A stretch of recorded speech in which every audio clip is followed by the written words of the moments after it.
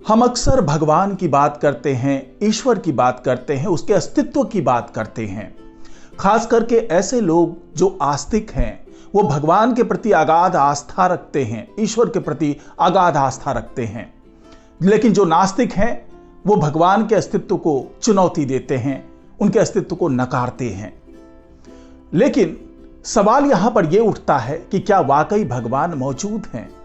क्योंकि अगर हम विज्ञान की बात करते हैं तो विज्ञान कभी भी इससे सहमत नहीं होता है, क्योंकि विज्ञान को हमेशा सबूत चाहिए, कोई साक्ष्य चाहिए, कोई आधार चाहिए किसी भी चीज को मानने के लिए या ना मानने के लिए। जो तमाम महान वैज्ञानिक रहे हैं, चाहे वो आइंस्टाइन की बात कर लें, चाहे स्टीफन हॉकिंस की बात कर लें, वो भगवान के अस्तित्व को हमेशा से चुनौती देते रहे हैं। कई वेदों में ये बताया गया है कि हमारे संसार में 10 आयाम हैं, और अब जाकर के जो क्वांटम फिजिक्स है वो भी इस सिद्धांत को मानने लगा है। लेकिन अगर हम असलियत में देखें तो ये जो डायमेंशंस हैं, जो आयाम हैं, वो केवल 4 आयाम हैं। लेकिन आज बात इन आयामों की नहीं होगी, बल्कि बात होगी एक ऐसे वैज्ञानिक की जिन्होंने एक गणित के फॉर्मूले से यह साबित कर दिया है कि भगवान का अस्तित्व होता है। तो आखिरकार वो फॉर्मूला क्या है और क्यों ये वैज्ञानिक ये साबित करने में लगा है कि वाकई भगवान का अस्तित्व है, और अगर अस्तित्व है तो कैसा है? हम किस फॉर्मूले से उस अस्तित्व को समझ सकते हैं?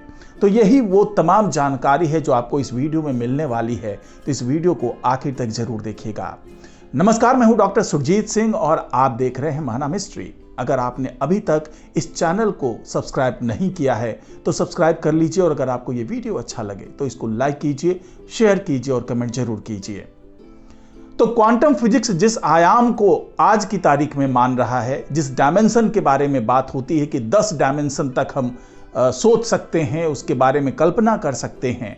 ये अलग बात है कि हम अभी फिलहाल केवल 4 डायमेंशन की बात करते हैं, जिसमें से 3 डायमेंशन तो प्रत्यक्ष है और 1 डायमेंशन है जो हाइपोथेसिस में हमें मिलता है, हम देखते हैं। यानी कि जो हम 3 डायमेंशन की बात अगर कर लें, जैसे कि हमारे दाएं बाएं जो डायमेंशन है वो 1 डायमेंशन हो गया, हमारे ऊपर नीचे जो है डायमेंशन वो दूसरा हो गया, और हमारे आगे पीछे का डायमेंशन ये तीसरा डायमेंशन हो गया। और चौथे डायमेंशन की जो बात होती है वो है टाइम, यानी कि समय। और वो समय केवल एक ही तरफ, आगे ही की तरफ बढ़ता है, वो उसका पीछे का कुछ भी नहीं होता, यानी कि एक ही दिशा में वो अग्रसर होता है। तो चौथा डायमेंशन ये जो हाइपोथेसिस में है, टाइम का डायमेंशन, उसे हम मानते हैं। लेकिन अब यहां पर सवाल ये उठता है कि अगर हम केवल 4 डायमेंशन की बात करते हैं तो आखिरकार ये 10 डायमेंशन क्या है, और वो मैथमेटिकल फॉर्मूला कौन सा है जिसके बारे में वैज्ञानिकों ने बताया है और उसके साथ वो भगवान के अस्तित्व की पुष्टि कर रहे हैं। विज्ञान और धर्म के बीच का संबंध एक जटिल विषय है। विज्ञान प्रमाण और अवलोकन पर आधारित है, जबकि धर्म विश्वास और आस्था पर आधारित है। इसलिए विज्ञान सीधे तौर पर भगवान के अस्तित्व को साबित या खंडन नहीं कर सकता है। हालांकि विज्ञान ब्रह्मांड और प्राकृतिक दुनिया के बारे में हमारी समझ को लगातार बढ़ा रहा है। कुछ वैज्ञानिक खोजें, जैसे कि बिग बैंग सिद्धांत और विकासवाद, कुछ धार्मिक मान्यताओं के साथ विरोधाभासी लग सकती हैं, लेकिन कई वैज्ञानिक और धार्मिक नेता ये मानते हैं कि विज्ञान और धर्म एक दूसरे के पूरक हो सकते हैं। विज्ञान प्राकृतिक दुनिया की व्याख्या करने का एक तरीका है। ये उन सवालों के जवाब देने की कोशिश करता है कि चीजें काम कैसे करती है। विज्ञान अलौकिक या आध्यात्मिक प्रश्नों का उत्तर देने के लिए नहीं बनाया गया है, जबकि धर्म जीवन के अर्थ, नैतिकता और अस्तित्व के उद्देश्य से संबंधित है।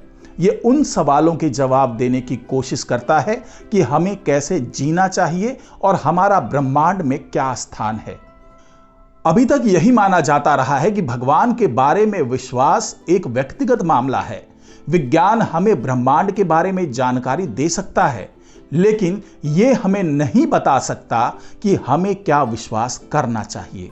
लेकिन अब जिस फॉर्मूले की बात हो रही है वो वैज्ञानिकों ने ही बताया है कि इस फॉर्मूले की मदद से हम भगवान के अस्तित्व को साबित कर सकते हैं, हम समझ सकते हैं। हार्वर्ड के एस्ट्रोफिजिसिस्ट और एरोस्पेस इंजीनियर डॉक्टर विली सून का दावा है कि गणित का एक सूत्र भगवान के अस्तित्व का अंतिम प्रमाण हो सकता है। डॉक्टर विली सून हाल ही में टकर कार्लसन नेटवर्क पॉडकास्ट पर दिखाई दिए। इस दौरान उन्होंने कुछ फॉर्मूले पेश किए और सुझाव दिया कि ब्रह्मांड का रहस्य मात्र तारों में ही नहीं बल्कि गणित के कुछ बुनियादों में भी लिखे हो सकते हैं।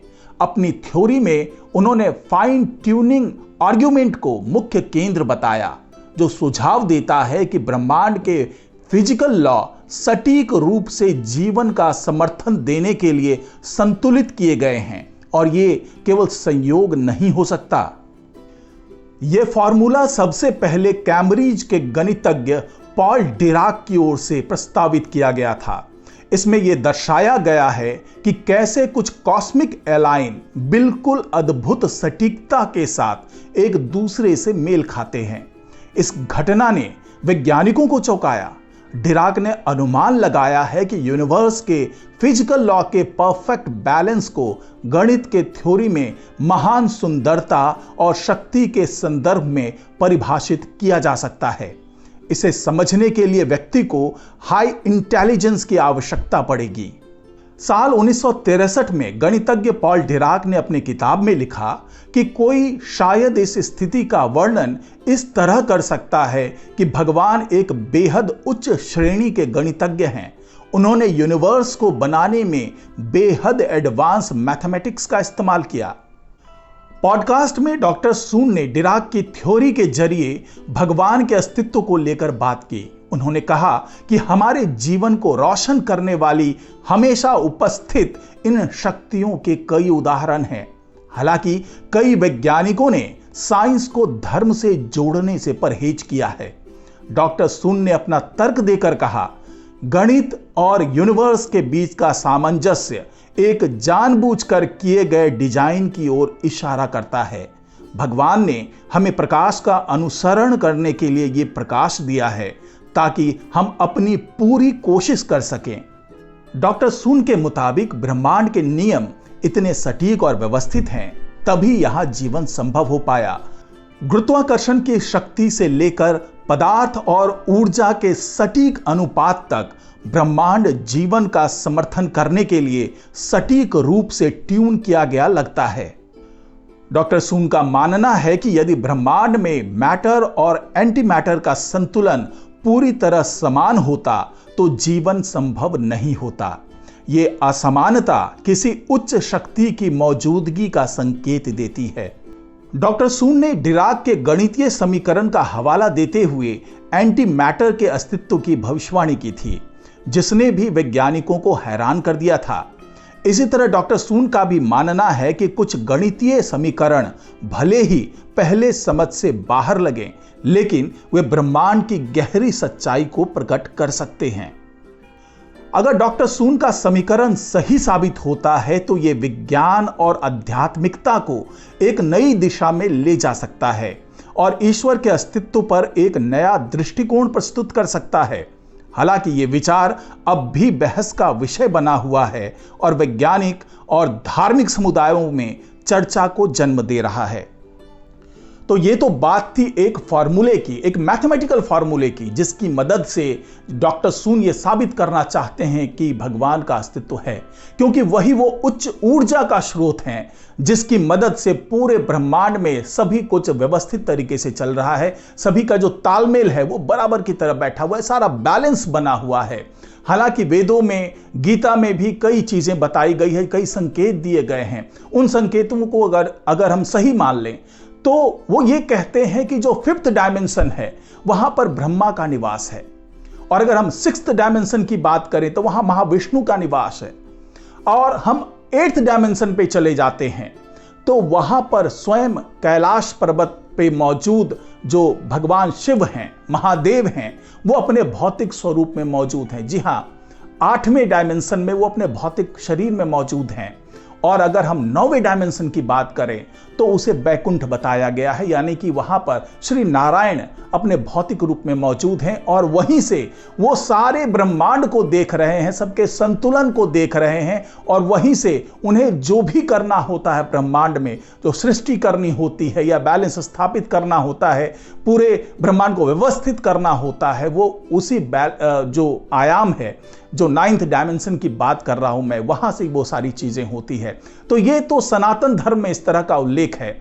बाकी धार्मिक किताबों में, चाहे वो हम बाइबल की बात कर लें, चाहे हम कुरान शरीफ की बात कर लें, चाहे हम गुरु ग्रंथ की बात कर लें, तो इसमें इस तरह की कोई व्याख्या नजर नहीं आती है। लेकिन सनातन धर्म में इस तरह की व्याख्या दिखती है और धीरे धीरे जो क्वांटम फिजिक्स है वो भी इसे सपोर्ट करता हुआ दिख रहा है। और क्वांटम फिजिक्स में भी ये दावा किया जाता है कि ये जो 10 डायमेंशन है जो वेदों में बताए गए हैं, ऐसा वाकई होता है। ये अलग बात है कि हम उसको देख नहीं पाते, हम वहां तक पहुंच नहीं पाते, हम उसे समझ नहीं पाते।